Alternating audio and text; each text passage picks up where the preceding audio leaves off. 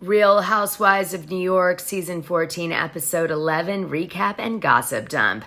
Oh, goodness gracious. Did you hear that Jenna Lyons may have actually gotten engaged or married in Paris this week to her lover, Cass Bird? Yeah. So Jenna Lyons flew to Paris with her love, Cass Bird, and started posting these types of posts on her feed. You can see that she's got ouais at the bottom. That is yeah in slang in French. Oui is yes in formal. Ouais is yeah. And it's slang in French. Yeah, je m'appelle Dana. Comment t'appelles-tu? All right, here we go. This is Jenna and Cass Bird. They posted this too. And Jenna seemed to be sporting an engagement ring or a big old rock. And the yes, obviously, and the rock together kind of make us think that she either was asked to be married by Cass and said yes, or maybe they eloped in Paris, France. Why not? It's very romantic. There they are again, another picture that the fans kind of thought, well, maybe there's a band. They're getting married. They got married in the city of love. Now, this may explain why last week, if you remember, I put in my video that she was quitting. Like, she posed with a picture that was quit. And initially I thought it was, well, she had a bad week or a bad 2 weeks of the show, and that was her way of like, I want to quit. This isn't for me. But now I'm starting to think that she's setting the groundwork up because Cass has said that she doesn't want to be a public figure and she does not want to be on The Real Housewives of New York. She doesn't really like Jenna being on the show either, but she does it for Jenna because Jenna felt that it would be good for her business. And so that's why Jenna did the show. And it's possible that Jenna, now that she's gotten so serious with Cass, will want to respect her wishes more about the show and The Real Housewives of New York and may dip out now. So if you watched Watch What Happens live last night, you saw Andy Cohen hitting on Tyler Cameron, kind of with Brynn Whitfield. At first, it seemed like Andy was setting up Brynn with Tyler, but actually, they all seemed to be flirting, and I thought maybe they were going to have a threesome after, or maybe in the past they would have, but NBC won't allow it anymore. So I don't think it's going to happen. But yeah, Brynn and Tyler and Andy were all really flirty with each other, making passes at each other. It was really weird. I could tell everybody was flustered. So, but Tyler is on Special Forces with Tom Sandoval. Tyler also used to be on Bachelorette.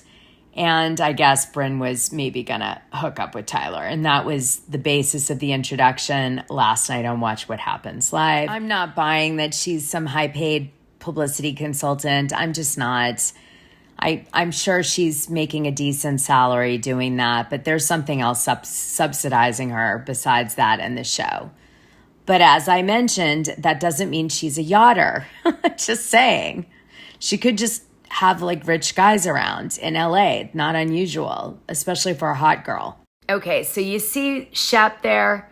Well, the girl in the green skirt and the white shirt looked a lot like Brynn. So the fans were like, oh my God, Brynn's sneakily next to Shep. And you can see her in the mirror in the back and she doesn't realize that she's in the mirror. Well, turns out this wasn't Brynn, and she wrote a paragraph saying that I wouldn't be caught dead in that outfit, and I'm in Europe, darling, and I don't really have a crush on Shep. That's all like a joke that I came up with. Although I guess they were DMing each other, but it was like pretty platonic, the DMs. What I wanted to call to your attention about this is that Shep was with some girl, okay? And I wonder who this girl is, because it wasn't his girlfriend. I mean, he was broken up with his girlfriend at this time, but I'm like, who's this girl? Okay. Now, Shep deleted this picture, which makes me want to know all the more who this girl is, if it isn't Brynn Whitfield, which she says it isn't. So that's just a fun treasure hunt for you to figure out who that girl is. So, Peter Madrigal from Vanderpump Rules, Brynn Whitfield made out with him. She must have been trying to get on Vanderpump Rules at one point.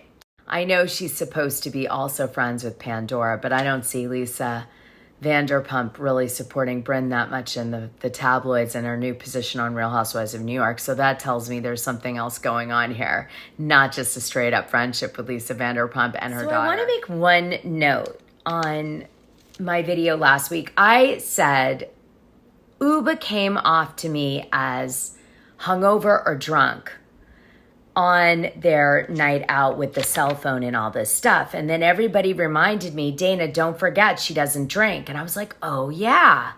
Because I really, watching it, got the impression like Uba was drinking.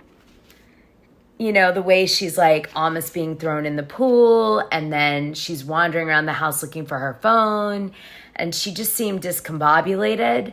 And then in the next morning, she just seemed tired, and she's like was sleeping. And I don't know, the whole thing to me just felt like someone who was drinking. So I just want to say, God, that's weird that my impression was that, and she was sober the whole time. All right, so on tonight's episode, we see Uba stand up to Erin Leachy. She grabs her glasses off her face and is just really aggressive towards Erin. Erin, if you haven't figured it out, is the sort of ringleader for casting. She brought in Uba. She also knew Jenna Lyons beforehand. Those were kind of the crew that she knew.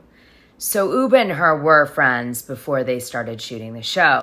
But boy, Uba came in hot. And I'd say she was getting pressure from production behind the scenes because obviously she wasn't as upset as she made it seem about this damn cell phone. You know, Erin hid her cell phone for 10 minutes or maybe an hour, worst case scenario, and everybody was really tired. I just can't imagine that Uba wanted to throw down over this prank of a cell phone. Plus, frankly, someone threw me in the pool, it would piss me off just as much as them taking my cell phone. Now, I know a lot of fans are not going to agree with that because their lifeline's their phone.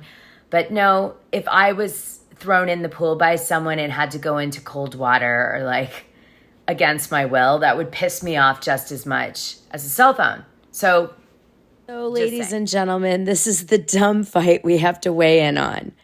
We have to decide if Erin did the right thing in retaliating and taking Uba's cell phone for 45 minutes to torture her a little bit after she tossed her in the pool and started it all. So Uba was the originator of the first prank. Or was that too much retaliation against Uba? And throwing someone in the pool does not equate to taking their cell phone for an hour when they don't know it. And so Erin's way out of line. So you guys start thinking about that. And don't break your brain in the process, because I know it's heavy. Uba goes on and on about how her parents worry if she doesn't text them in the morning at night. They know she's shooting a damn TV show. So, I mean, if you want to totally forget that she's not on a TV show, maybe you could buy that bullshit. But I don't, because she's on a TV show. They know she's on a trip for the TV show shooting. Well, actually, based on the recent press Bravo and NBC have gotten, maybe her parents were worried and waiting for that phone call. The women go on a rum tour, and we continue to see Uba refuse to make up with Erin. Erin keeps trying to make it end, and Uba's like, no, I'm committed to torturing you. And I'm going to draw out being the star of the show for an entire episode, maybe even two. I'm getting the hang of it now. And it should be no surprise that everybody's piling on top of Erin Leachy, because we know by the end of the season, all the women feel the same way about Erin, which is she's not to be trusted. And actually, Brynn goes on the record and says that on Watch What Happens Live. I learned not to trust Erin Leachy. Why is that? Well, because Erin's doing her research, and she's, you know, slowly but surely trying to stir the pot on every single episode using whatever woman's Achilles heel she can find at the moment. And the women are kind of sick of it. And they're like, okay, bitch, if this is what you're after, we're going to give it to you. So Uba, I guarantee, had a chat with the other women. And they were like, Erin needs some of her own medicine. You got to go for Erin. And Uba said, okay, I will. And did it. Or the producers did. Or both. But anyway, so then Uba went in for the kill with the cell phone. But Uba needed something to come for Erin and also be able to call out to all the women all the bad things that Erin had said behind their backs to sort of free everybody to kind of come for Erin at will. And that's exactly what happened. And Uba did a very good job. She just kept at it and she wouldn't let it go. No matter what Erin said and no matter what anyone said, she was perfectly happy with being unreasonable and making her the star of that episode, which up to that point, she wasn't able to have happen, which you do feel when you're shooting the show, even though you don't know the edit yet. But as always, it's hard to watch. It's hard to watch a bunch of women coming for one woman. And even though they all really truly did have a bone to pick with Erin from all the shit talking she was doing on the show up till now, it is hard to watch a woman be ganged up on. And it was nice to see that Jenna Lyons checked out. And I think she kind of knew it was happening, so she on purpose left. So now let's talk about this phenomena, right? Housewife fans usually have no problem with one or two women bullying a cast member, right? But when all of the cast members do it to the one person, even if that one person is the most evil person on the planet and like a horrible person and done awful things to everybody, the fans really do struggle to digest that level of bullying, which I think is a good thing. But when you're on the cast, it's hard because you actually have like a bone to pick with the person finally getting punished and you're like, oh yeah, I'm gonna milk this for all it's worth. Payback's a bitch. And you want to relish in it, but the fans won't give it to you because they're like, you guys are all bullies. You were so mean to her. How could all of you turn on her? Well, yeah, because behind the scenes, everybody's been dying for this moment. But you guys don't know that. Now, I know that Uba's personality wasn't what we saw on tonight's show, and that's why I know they put her up to it. So I'm going to say, as a viewer watching the show, I felt terrible for Erin. As an ex-cast member of The Real Housewives of Beverly Hills, I do not feel bad for Erin because I know she must have stirred some serious shit up for these women for them to all go that hard. Okay, like to strategize against her. I did appreciate Jessel talking about the use of notes and cast members and what they've done wrong. Because any cast member would tell you that that would be their advice to a newbie. Write everything down. Don't get so drunk that you can't remember what's said. Pay attention. Pay attention. And also do your research on your cast so you know if you have to bring an insult, you can. Yeah, that's the advice. So Jessel sort of admitted the advice that I'm sure one of the housewives gave her, or, from her BWR background, she knew. So that was kind of nice. I don't think it's Al Capone, though. It's pretty much every housewife that's lasted more than 2 seasons. So I'm going to guess what pissed the women off. Number 1, Erin getting a good edit. Number 2, driving the storyline. Number 3, not really showing anything bad or detrimental about her life or her personality or her character, but super happy to call it out about everybody else, i.e. social climber, i.e. liar, i.e. Jessel's a rich bitch, Jenna, with her first class airfare and all this stuff, right? Any Achilles she can find. So everyone's like, Erin, it's time to show your story now. And Erin obviously runs away when things look bad for her, right? She doesn't own it on camera. No, I just want to bring up that Uba decides when she pulls those glasses off Erin's face that she's going to keep them for 45 minutes to punish Erin for taking her cell phone in the prank. And she is going to then give the glasses back, but Erin will have to suffer in the sunlight at the beach, etc., without her sunglasses. And she does give them back after the 45 minutes, but she doesn't forgive Erin. All right, so at a certain point, Erin gets sick and tired of the women all coming for her and criticizing her criticism of them and feels uncomfortable. And so she leaves and goes back to the house in her mochi And she calls the women 7th graders for bullying her. And she said that in 7th grade, she was called Long Jaw Silver. I look like Jay Leno. The irony of this scene is that she's like the girls are acting like 7th graders, but then Erin regresses into calling her dad and crying to him on the phone like a 7th grader. The reason I'm not telling you too much of the story is it wasn't really about what the women were doing or what they were talking about.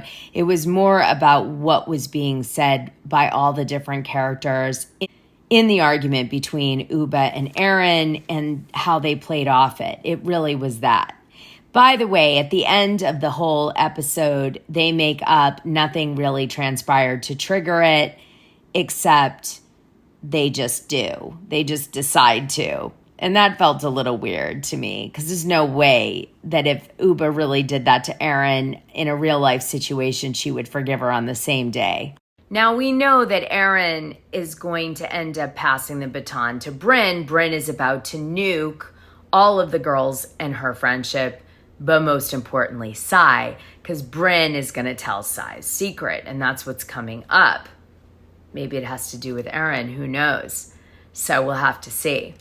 So I have a prediction, or maybe I'm just psychic. I think Erin has the most to hide. She's so worried about her way she appears on camera, her family, all this stuff. She's really trying to protect her image, and she's trying to keep the story on the other women's weaknesses, which tells me she's got something to hide.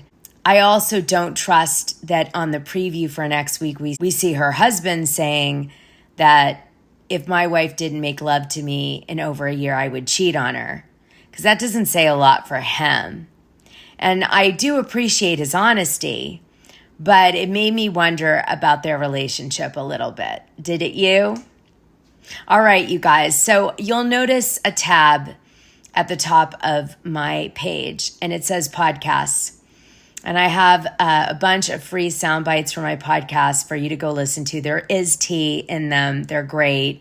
I drop usually 12 to 20 minutes free of the bigger episode, and sometimes even the whole episode. I think I have done 12 free episodes and 150, but still, they were so good.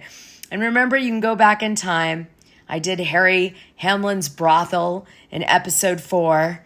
I did Kyle Richards' secrets in episode 1, so you could really go way back. Now, every week I'll drop more in there. I did the most recent ones this week, but I'll go back and keep dropping them in and do the work over time because, as you guys know, I do everything. So I have to do it in little spurts. But eventually we'll get all 150 plus episodes in there for you guys to have fun and listen to whatever I drop. Okay? Yay!